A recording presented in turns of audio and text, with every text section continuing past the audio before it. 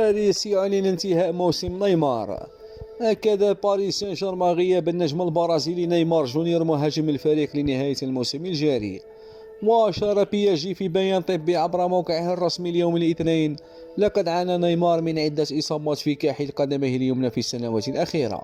وكشف البيان بعد إصابته الأخيرة بالتواء في الكاحل يوم 20 فبراير الماضي، أوصى الجهاز الطبي للنادي بإجراء عملية جراحية لنيمار لتجنب خطر تكرار الإصابة، وذلك بعد توصية جميع الخبراء الآخرين الذين تمت استشارتهم.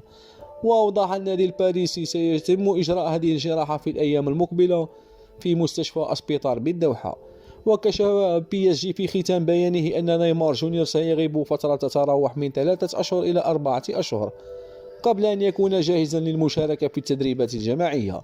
وتفسد هذه العملية الجراحية الأداء المميز لنيمار هذا الموسم، بحيث سجل 18 هدفا إضافة إلى 17 تمريرة حاسمة في 29 مباراة.